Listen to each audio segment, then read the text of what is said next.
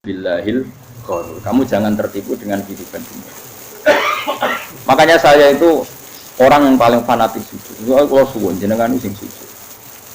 Nggak usah sujud sholat 5 waktu lah nikmati. Karena sekali kamu terbiasa mensifati dunia ini penting, nanti kamu akan lupa mensifati akhirat itu penting. Dan itu awal kamu tergelincir dari ansawa isabil, dari jalan yang benar. Makanya tadi pepatahnya orang sufi apa? An-nasu niyamun wa idza matu indah. Manusia itu tidur, kalau mati baru. Terus contoh kedua begini. Kenapa Allah begitu murka ketika orang tidak mengerti hak-haknya Allah? Bukan karena Allah anarkis atau keras, tidak. Memang secara akal pasti begitu. Saya sampai tak beda ini. Ya contoh gampang-gampang saja, tak wari logika. Kalau ada orang buta lewat kemudian nabrak tembok, karena apa? Karena buta kan? Buta itu maknanya apa? Tidak tahu. Akibat tidak tahu, nabrak tembok. Ya kan? Karena tidak tahu. Karena tidak tahu, nabrak tembok. Karena tidak tahu, terjatuh di sungai. Karena tidak tahu, terjatuh di jurang. Sekarang juga sama. Orang karena tidak tahu pentingnya agama, tidak tahu pentingnya Allah, kemudian dia fokus ke duniawi. Akhirnya ya nabrak tembok. Natijanya sama enggak? Saya ulang lagi ya, orang buta karena tidak tahu nabrak tembok. Orang fokus ke perempuan cantik atau melihat apa, kemudian dia tidak tahu depannya juga nabrak. Untuk menjadi nabrak itu syaratnya tidak tahu apa tahu? Bisa dua-duanya. Tidak tahu ya sebabnya nabrak, fokus ke yang lain ya bisa. Maka tidak tahu ya sebab nabrak, fokus ke yang lain juga sebab.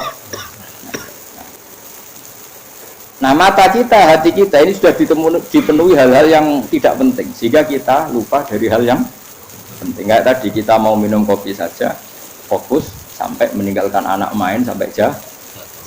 Berarti minum kopi sebenarnya tidak satu kebodohan, tapi ketika membiarkan anak kecil jatuh itu adalah kebodohan. Sebetulnya makan menikmati dunia itu tidak kebodohan, tapi ketika Anda melupakan Allah itu menjadi satu apa? Kebodohan. Ini disebut kamu jangan terlena oleh kehidupan apa? Dunia. Nah kenapa terlena? Itu kakean delok. Mulane Nabi itu ora tau delok dunia. Nabi, saya ini tak latih gitu di wali, tapi muka dimah. Pulau itu belum pernah delok. Saya pernah punya kakak wakil bupati, punya teman gubernur banyak tuh. Kalau delok susu ramani, mereka khawatir senang. Nabi itu pernah, Nabi itu yang manusia pernah lewat itu. Kemudian tonggo-tonggone Nabi kebetulan pas pulang bawa unta-unta banyak. Itu Nabi melihat mungkin 0, sekian detik. Itu dilori pengiran. La tamudanna ainaika ila ma matta'na bihi azwajan minhum zahratal hayatid. Jadi misalnya kayak roge misalnya dulu wong numpak alpat pejabat ono sing bukakno. Enak aja nak jadi wong ngene iki. Kalimat itu direkam oleh Allah. Bahwa Mustafa pernah ngomong enake jadi wong itu numpak alpat ono sing bukan.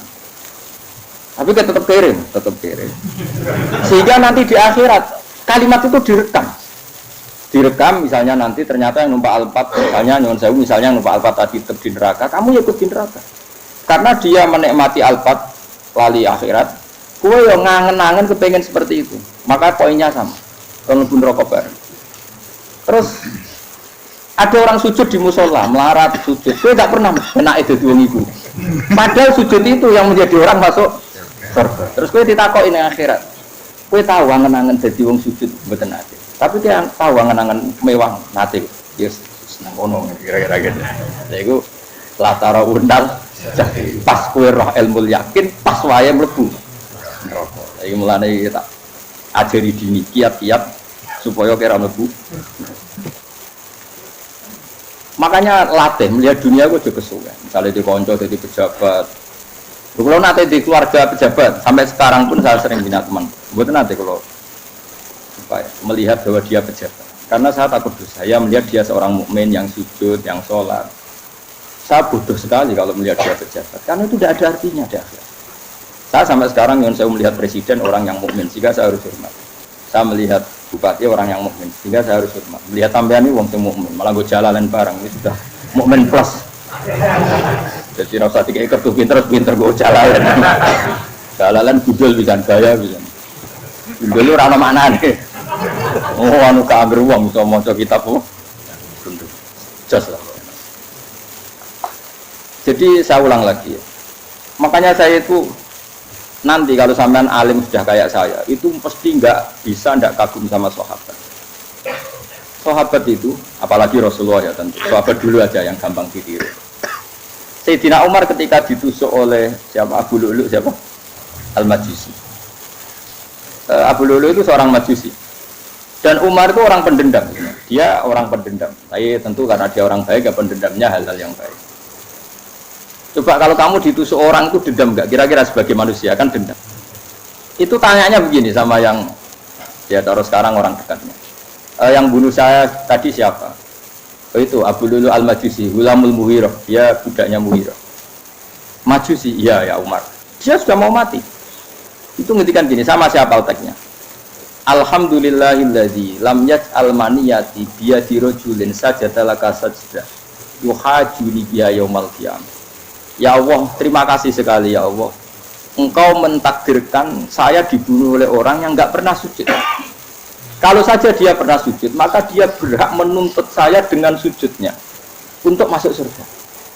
Artinya gini, kalau dia ditusuk orang yang pernah sujud, misalnya Sayyidina Umar kok ditusuk oleh Ruhin, kemudian Umar masuk Ruhin masuk neraka, aku tetap pedih Gusti. Isowai sujudnya dia menjadikan enggak berhak masuk neraka. Artinya Umar sangat hormatnya pada sujud itu dia enggak berani. Jadi kira-kira kok Umar sujud kowe iku kira-kira rawani maksud anak kowe mlebu neraka. Piye-piye di kekuatan sujud yang mempotensikan tetap dia masuk surga. Makanya dia seneng, dendamnya kesampaian. Syukur lah nek sing mateni aku ora tau sujud. Dadi tak patut nang neraka langsung bludeng ngono kira-kira gitu. Saking hormatnya ambek sing jenenge sujud. Tapi kita sekarang enggak. Rawang ning musala sujud, ya jeneng wong nganggur. Otak kita ini sudah PKI lah kamu. PKI halus. PKI yang tanpa kartu, paham? Makanya Allah kalau muji sujud, enggak sampean tak latih supaya baca Quran yang benar. Kayak apa Allah bikin Ka'bah? Kayak apa mulianya Ka'bah? Itu dibikin Allah untuk apa? Lil akifina wa ta'tusai warrukais sujud, dan untuk orang-orang rukuk dan sujud.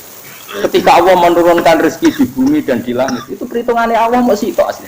Rabbana liyuqimus shalah faj'al afidatan minan nas tahwi ilaihim warzuqhum minas sama. Gusti, ben nak sujud ku kuat. Piye-piye menungso nak ramangan ra kuat. Nak is kuat, dia tenaga yo ben sujud. Liyuqimus shalah. Ketika Allah muji orang baik, apa ibunal abidunal hamidunas saihuna satruse arraqiunas yang rukuk yang karena tadi ketika nanti Anda di akhirat, kenangan terbaik Anda di dunia itu hanya sujud. Liane itu coba misalnya kene akhirat terus video disetel pas kongkoi-kongkoi ning perapatan. Dari ku nglamonem disetel. Beda di pegawai negeri. Ngayal gajine sakmene, engko sakmene nggo wayah. Wong terekam kabeh. Oh ora sini-sini wong. Terus tokoh idola sing duwe wadah sing tumpakane Alfa di sekretaris saya. Iku mbok nang utakem iku berpuluh-puluh tahun. Dan itu jumlahnya poinnya misalnya 100.000. Bareng idol anak Kanjeng Nabi mau 10%, cuma gayanya mau sholawat, tapi sebetulnya agak tahu bayang no ini miskinan Mbak Amit nih miskinan.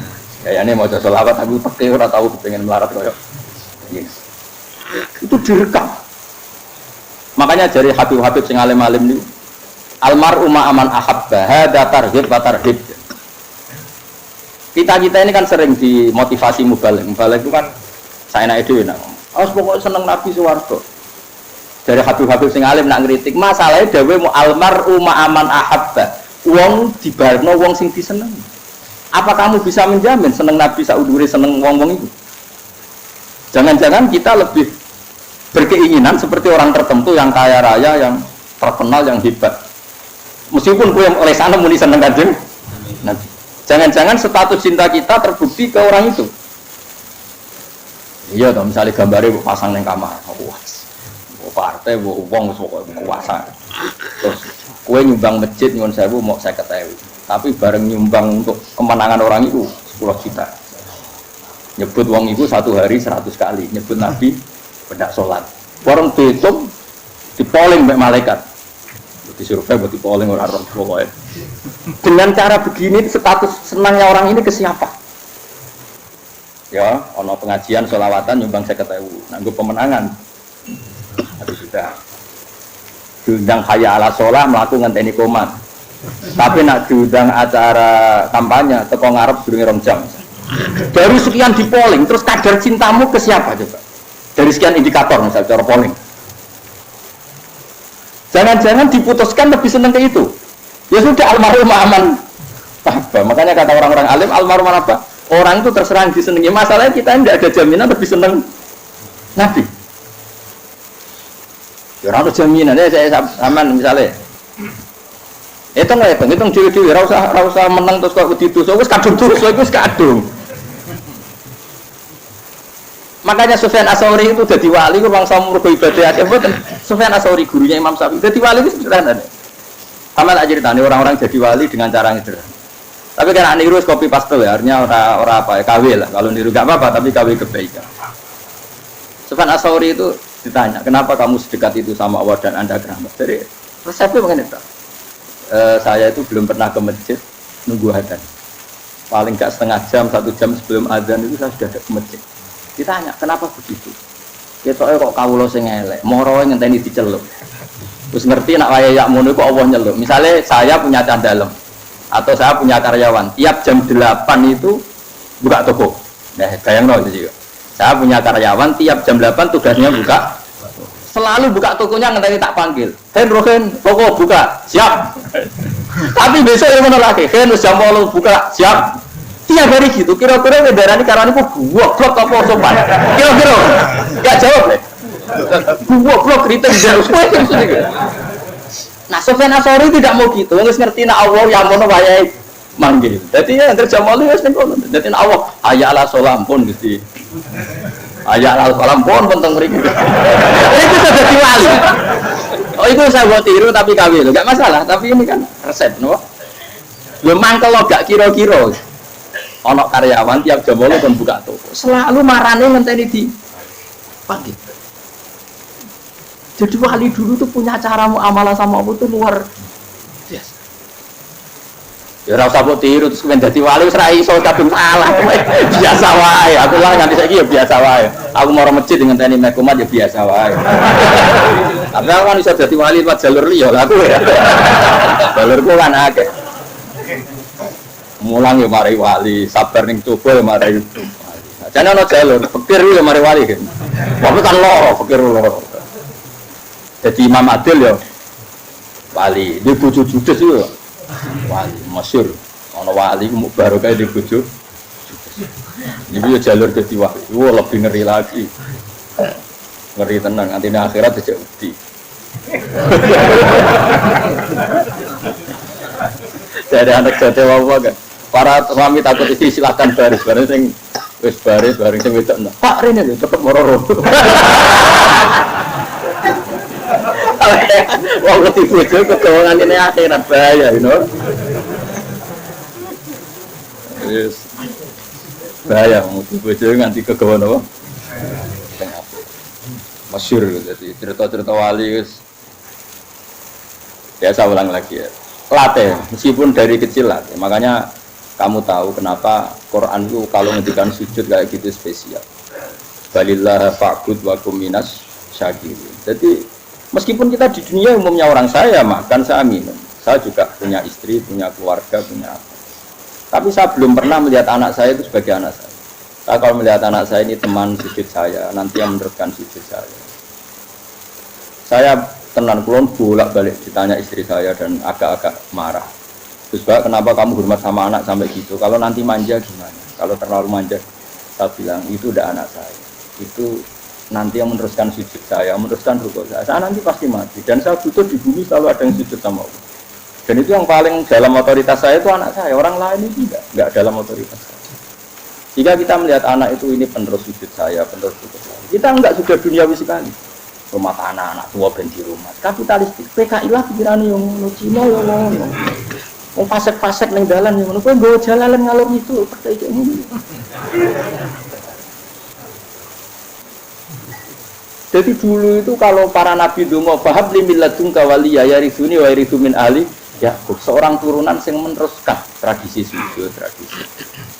Jika ulama-ulama dulu kalau ndongakno anake ya min ahli sujud, wa min ahli Quran, wa min ahli sunnah napa. Enggak apa-apa kowe seneng donya gak apa-apa. Ora usah tak warai wis seneng dhisik. Paham? Dadi iki ora usah. Ora usah cara Gus Bak ra apa-apa. Ora usah tak arani ra apa-apa wis lakoni. Makanya pulau suwon sangat. Sujud itu luar biasa. Nanti kamu di akhirat, kenangan terbaik Anda di dunia adalah pernah apa? Bayangkan kalau itu jadi orientasi Anda. Anda berpolitik, melok partai Gerindra, Golkar, PDI supaya jadi penyuara sujud tidak dilarang di Indonesia karena umat Islam mayoritas. Saking mayoritasnya sampai pejabat rasolat rawani. Beberapa pejabat rasolat bakal dipilih. Itu berarti kamu berpolitik niat bikin satu pressure supaya standar orang benar adalah sing nopo.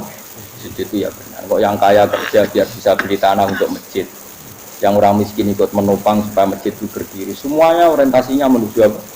Sujud. Jadi tidak sujud itu harus jadi wong kusuk sing goblok terus sujud terus. Tahu-tahu negara dikuasai komunis misalnya. Terus akhirnya sujud gila.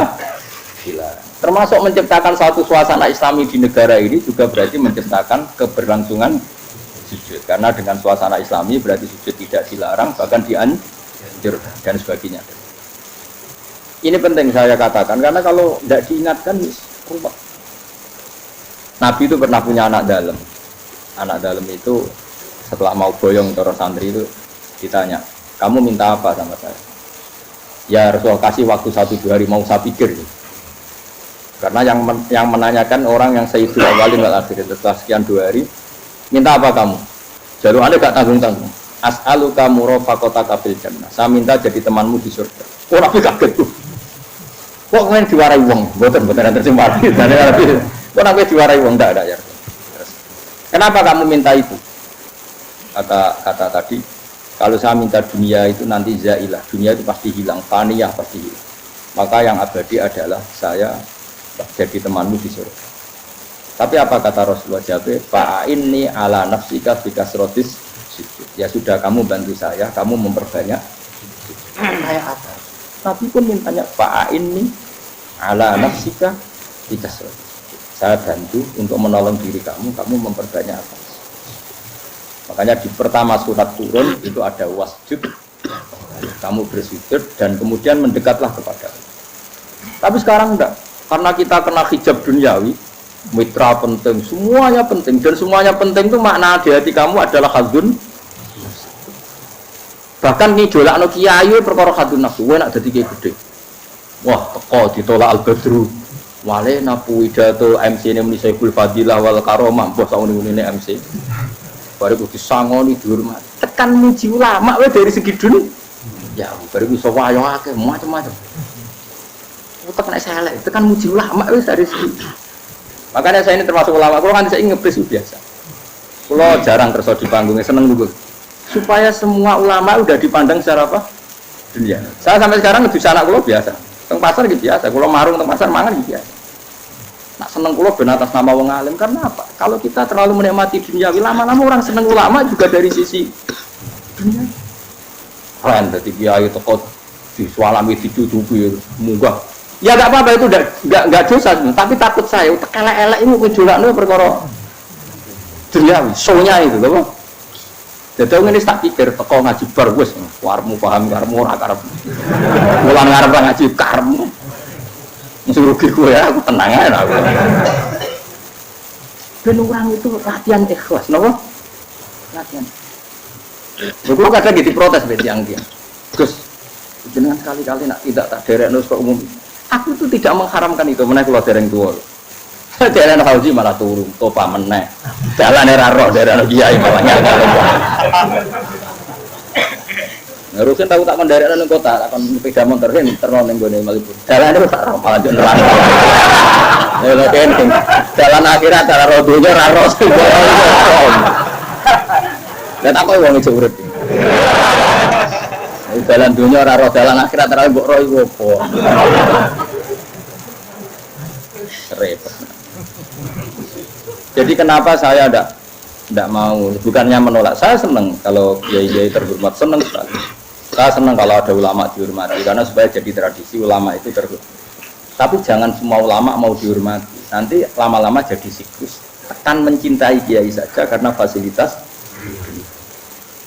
Gue seneng jadi imam masjid akbar, masjid Istiqlal, imam besar. Seneng mergo kenal presiden, datang dikawal. Seneng jadi sudet, wah keren, sholat ngarepe Ka'bah, kok dikawal askar. Ya kalau seneng karena itu kan berarti menjadi dunia. Itu sirinya kenapa Rasulullah ketika ba'da Fatih Mekah sudah menguasai Mekah, sudah naklukkan Mekah Madinah. Nabi itu satu hari terbiasa. Mau sarapan saja kadang nggak ada yang dimakan. Tanya ya Aisyah, apa saya bisa sarapan? Enggak ya Rasulullah. Ya sudah saya tak puasa. Supaya tetap terkontrol bahwa umatnya mencintai beliau bukan karena kebesar. Itu Rasul. Itu setelah periode Mekah loh. Jangan kira itu periode Medina. Apa? Itu periode apa? Medina loh. Periode yang setelah Nabi punya segala. Tapi Nabi tetap seperti itu. Kenangannya Aisyah sebagai istrinya apa coba? Dia cantik sekali. Aku tahu jajal turun ngarepin Nabi terlentang. Ya Nabi tetap sholat. Nah beliau sujud sikilku tak ingkret noh.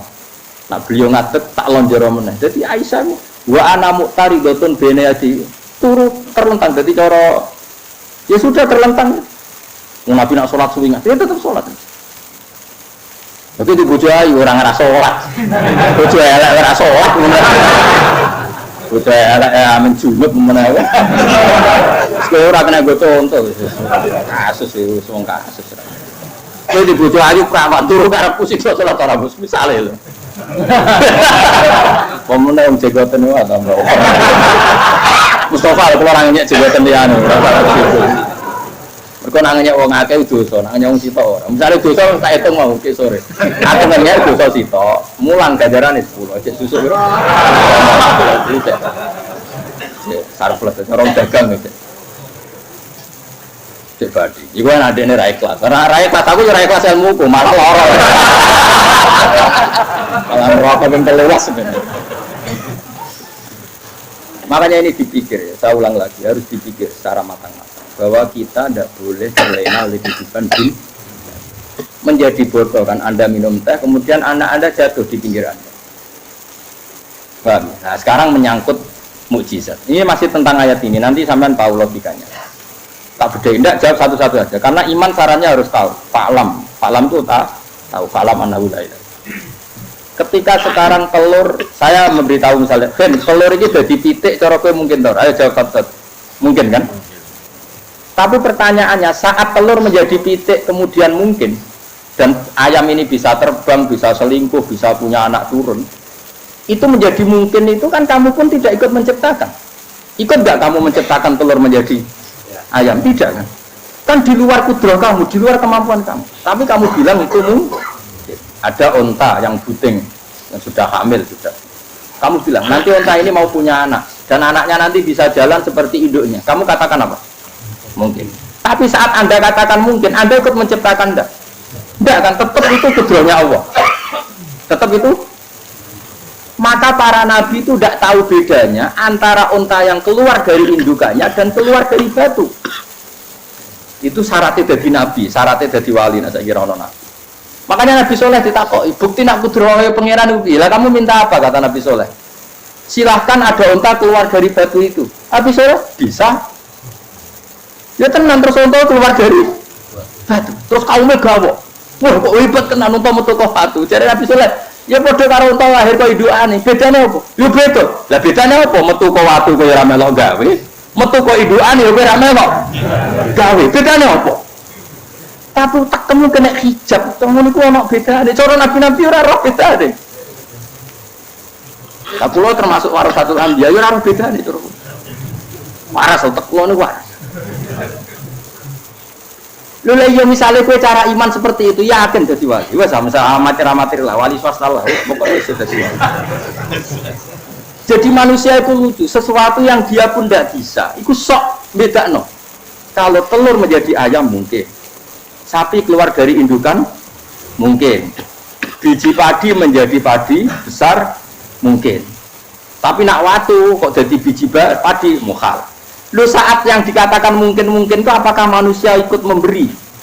Tidak kan? Ikut menciptakan?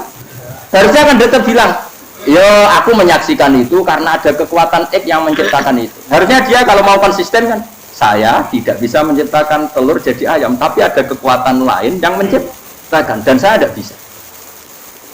Jadi telur keluar dari ayam ya kita tidak bisa menciptakan, sapi keluar dari induan ya kita tidak bisa menciptakan, termasuk untanya Nabi Soleh yang keluar dari batu besar kita. Makanya semua Nabi itu tidak tahu bedanya, itu bedanya Nabi sama enggak Nabi. Makanya Nabi itu tenang ya, masyhur. Ketika perang Khandaq, Nabi itu kelaparan. Kemudian Jabir datang, ya Rasulullah, istri saya menyiapkan makanan untuk orang 6 karena kambingnya hanya kecil. Maka hanya orang 6 saja engkau boleh datang ke sini. Tapi Rasulullah dengan santainya, ya ahlal Khandaq. Padahal yang ngeduk Khandaq itu sekitar 3.000, ya ahlal Khandaq. Halumu ilayya, ayo ke Jabir, karena Jabir sona atau amat bikin makanan untuk kalian. Itu 3.000 orang. Wah, Jabir dimaki-maki sama, sudah bilang untuk orang 6 Nabi, ya apa-apaan orang banyak itu mesti tidak cukup, kita mana. Nabi santai, bilang ke istri kamu, Jabir jangan buka makanan itu kecuali saya. Ya, makanya Nabi matur pengiran, Gusti ini cukupkan untuk orang banyak. Sama Allah di ACC ya terus cukup. Karena bagi Nabi, Nabi tahu betul. Sekarang ketika beras menjadi beras, apa dalam kudrah kamu, dalam kemampuan kamu, enggak kan? Ketika sistem tubuh kita makan kemudian jadi kenyang, apa dalam kemampuan kamu? Kue muni mangan maknane sego bolebokno mulut, terus kue darani punya kemampuan makan. Apa setelah itu kamu mengendalikan sistem saraf kita, sistem urat kita? Enggak kan? Jadi Nabi itu ora bedane, justru itu jadi Nabi. Karena dia enggak pernah terjebak, Nabi enggak pernah terjebak oleh yang dili. Makanya cara pangeran, wa ma min dabatin fil ardi wala ta'iri yatiru bi janahihi illa umamun amsalukum. Ketika orang kafir minta bukti kudrohe Allah iku apa? Kayaknya Nabi didono manuk. Lah manuk terbang bukti kudrohe Allah. Ya biasa mata manuk terbang, suwe nak manuk terbang. Bukti kudrohe ning ndi? Iku tekek wis emper. Lha bukti kudrohe apa ora iso gawe kan? Tapi maksudnya wong kafir bukti kudrohe pangeran gawe unta kok watu. Lah bedane apa mau khale unta kok watu ambek kok indukane? Bedane apa jajan? Wong ibuke unta yang ngrasa gawe. Apa ibuke unta bisa menciptakan anak-anak unta? Kan tidak bisa juga. Manusia juga ada. Jadi itu cukup jadi kudrohe. Tapi manusia anggar barang sering terjadi darani mungkin. Maknanya mungkin dekne yang menentukan mungkin atau tidak. Padahal zaman mungkin pun dia tidak ikut menciptakan. Ini lagi. Makanya itu kenapa Allah akhirnya bikin mukjizat supaya orang itu ingat kedahsyatan kudrohe Allah. Sebetulnya mukjizat itu tidak penting.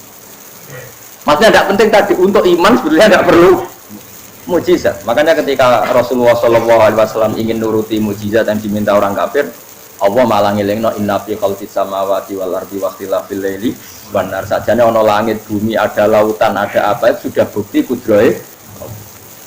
Nah sekarang mukjizat kok ngenteni unta keluar dari apa tadi? Batu, ngenteni Nabi Soleh. Lautan merah di sebelah tongkatnya Nabi Musa terus terbelah. Itu dari mukjizat. Kalau itu maknanya mukjizat karena manusia tidak mampu, apa manusia mampu bikin lautan? Kan tidak mampu juga. Kenapa itu tidak dikatakan mukjizat? Lagi-lagi karena wis kena mataul huruf. Paham jelas ya?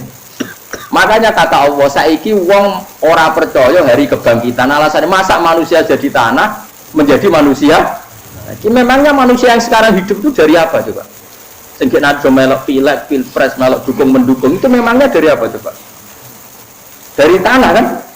Mestinya hari kebangkitan sejati ya sekarang ini orang-orang dari tanah sekarang berkeliaran ini harus go dalalan wa'lam idul maknani.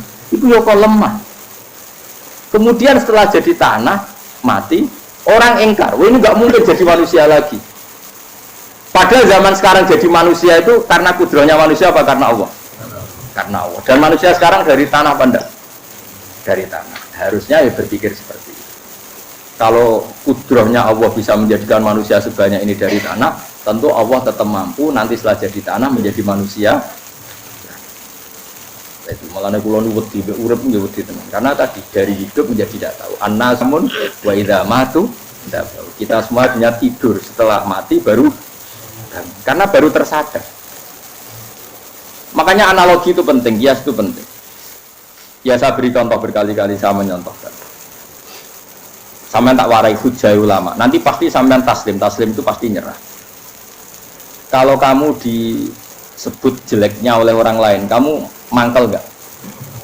mangkel kan. Itu Imam Ghazali gini, kamu tak kasih resep supaya kalau ada orang mengingatkan kejelekan kamu itu tidak mangkel. Apa itu resepnya? Misalnya gini, di baju saya ini, inna fi thawbika akroban wa hayatan. Di baju kamu itu ada kalajengking yang berbisa atau ada ular yang berbisa. Ada orang mengingatkan itu. Kamu terima kasih apa enggak?